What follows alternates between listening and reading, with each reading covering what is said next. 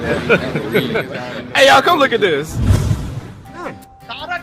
तारक फतेह अली खान की बात मैंने इसलिए की क्योंकि मैं नहीं चाहता हूं कोई पाकिस्तानी हिंदुस्तान के इतिहास के बारे में गलत। अरे तारक फतेह अली खान नहीं, आप सारा अली खान से कंफ्यूज कर रहे हैं इनको। तारक फतेह इतने तक ही है केवल, वो सारा अली खान को दिमाग से निकालिए। तारक फतेह, तारक आशुतोष, क्या मुगलों को ग्लोरीफाई किया भारत के इतिहास ने, और क्या योगी आदित्यनाथ ये नाम बदलकर उस ग्लोरिफिकेशन को हटा रहे? नहीं, मुझे लगता है कि अगर इस चीज को हटाना है तो सबसे पहले तो ताजमहल को ही गिरा देना चाहिए, लाल किले को गिरा देना चाहिए, हुमायूं टूम को गिरा देना चाहिए। इस देश के अंदर जो पार्लियामेंट है वो भी अंग्रेजों ने बनाई तो उसको भी गिरा देना चाहिए। ये सब गुलामी के प्रतीक हैं। और सिर्फ आप मुगल तक क्यों जाते हैं?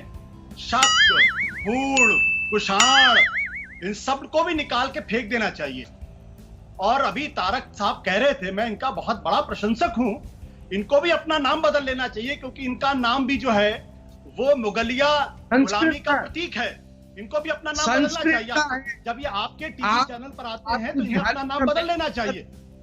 मेरा नाम तारक है, इनको अपना नाम तारक चंद रख लेना चाहिए या फिर अमर चंद रख लेना चाहिए, क्योंकि ये भारत के टीवी चैनल पर आ रहे हैं और भारत के टीवी चैनल पे ऐसा कोई नाम नहीं होना चाहिए जिससे हिंदुस्तान की गुलामी का प्रतीक माना जाए। जाहिलियत की बात हम लोग कर रहे हैं, आप कर रहे हैं जहालत की बात।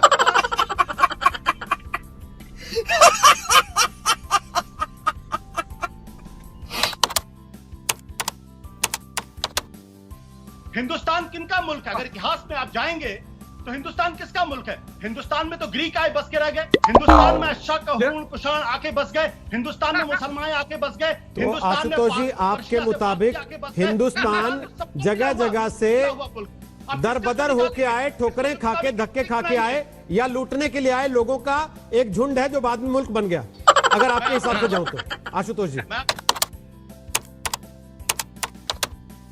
मैं आपको बता देता हूं, इस देश दुनिया को अगर महाभारत के बारे में जानकारी मिली, दुनिया को अगर रामायण के बारे में जानकारी मिली, तो अकबर के जमाने में इन चीजों का ट्रांसलेशन पर्शियन में कराया गया।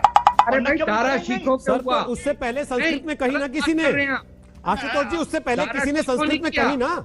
अभी तो आप कह रहे थे कि शकों ने, कुषाणों ने और इधर उधर से आए लोगों ने हिंदुस्तान बनाया।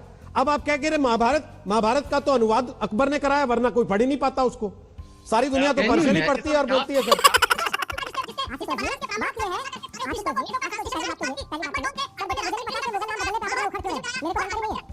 आशुतोष जी, आपको मालूम है अकबर रोज सुबह उठता था, उठने के बाद अपने किले की सबसे ऊंची बुर्ज पर जाता था और वहां से सूर्य को पानी का अर्घ देता था। मुझे नहीं पता आशुतोष जी, आप उस वक्त वहां रिपोर्टिंग कर रहे थे कैमरा लेके?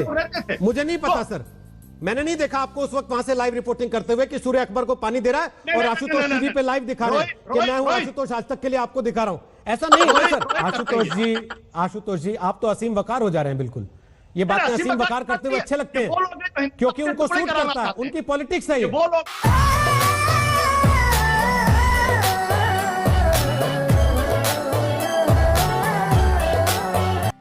आपकी पॉलिटिक्स क्या है?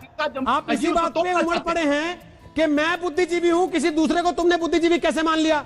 मैं पढ़ा लिखा हूं, दूसरे को मैं अनपढ़ कह सकता हूं, ये आप कैसे करेंगे सर? मैं इनको बुद्धिजीवी नहीं मानता, माफ करिएगा। आप मानते होंगे, मानिए, मैं इनको बुद्धिजीवी नहीं मानता। मैं शुद्ध तौर पर मानता हूं कि हिंदुस्तान के टुकड़े कराने वाले। आपने शुरुआत की पहली लाइन आशुतोष आपकी थी, तारक फतेह जी मैं आपका बहुत बड़ा प्रशंसक हूं। तारक साहब कह रहे थे मैं इनका बहुत बड़ा प्रशंसक हूं। इनकी फिल्मों के प्रशंसक है आप, या इनका नाच देखने जाते थे किसी क्लब में जो आप प्रशंसक थे इनके? किस बात के प्रशंसक थे आप? किस बात के प्रशंसक थे बताइए? डांस करते हैं ये गाना गाते हैं, ये फिल्मों में काम करते हैं, ये सीरियल में आते हैं। किस बात की प्रशंसा की आपने पहली लाइन में कि मैं इनका प्रशंसक हूं? कहां पे डांस करते हैं आप बताएंगे ना। ये तो आप किस बात के प्रशंसक थे इनके? अभी 3 मिनट पहले आप प्रशंसक थे, उसके बाद आप उखड़ गए कि इनको बुलाया क्यों? ये बुद्धिजीवी नहीं है। जो आपके चैनल पे अगर नफरत की बात करता हो। आप कौन सा प्यार बहा रहे हैं सर? आपने आते ही चिल्लाना शुरू कर दिया। आप तो ऐसे बता रहे हैं जैसे आप प्यार डोलची में भर के लाए थे और इन्होंने लात मार के बिखेर दिया उसे। रोहित सरदाना, मुझे आपसे ज्ञान नहीं लेना। बिल्कुल नहीं सर, आपको तो मैं ज्ञान दे भी नहीं सकता। आपको तो ज्ञान दे भी नहीं सकता सर। मैं ऐसे मैं आपको ज्ञान दे भी नहीं सकता सर।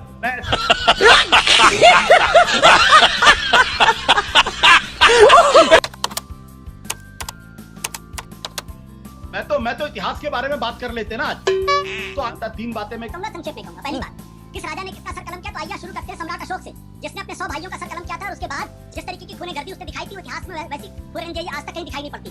आइए आपको ले चलते हैं 182 BC, पुष्यमित्र शुंग, जिसने ये कहा था कि जो बौद्ध भिक्षुओं का एक सिर लेके आएगा उसको 3 हम सोने के स्वर्ण मुद्राएं देंगे। और कितने हजारों लाखों बौद्ध भिक्षुओं का सिर लाया गया और कितने जो उनके विहार थे वो तोड़े गए, इतिहास में दर्ज है। तो किसी एक धर्म विशेष से जोड़कर उसको आतताई आक्रांताई मत बता दिए। बहुत सारे ऐसे लोग हैं। लेकिन आशुतोष जी, आपने भी तो यही किया था। आपने सूर्य का अर्घ देने का अकबर का उदाहरण दिया, लेकिन ये नहीं बताया अकबर के राज में कितने लोग मारे गए, या औरंगजेब के राज में कितने लोग मारे गए, या बाबर के राज में क्या हुआ। मुझे बात तो करने दो। हाँ कहिए ना मुझे सर। बात तो कर लेने दो। नहीं मैं ये कह रहा हूँ, मुझे बात तो कर ले सर। आप विक्टिम कार्ड मत लेके दीजिए, ये सूट नहीं करता आप पे। तारक फतेह, देखिए ये तो अडवाणी जी को भी नहीं मानते हिंदुस्तानी। ये तो आपके पहले प्राइम मिनिस्टर थे, उसको भी नहीं मानते, क्योंकि वो जमीन जो थी, जहां कुरुक्षेत्र थी, जहां पंजाब था, जहां राम के बेटे लव और केश के शहर थे, मैं वहां से हूं, इसीलिए मैं हिंदुस्तानी नहीं हूं। ये हिंदुस्तानी है, क्योंकि बिहार से होंगे, यूपी से होंगे, वो हिंदी बेल्ट से होंगे, तो ये हैं। सिंध से मैं हूं, तो सिंध तो आपके नेशनल एंथम में है, लेकिन मैं नहीं हूं हिंदुस्तानी।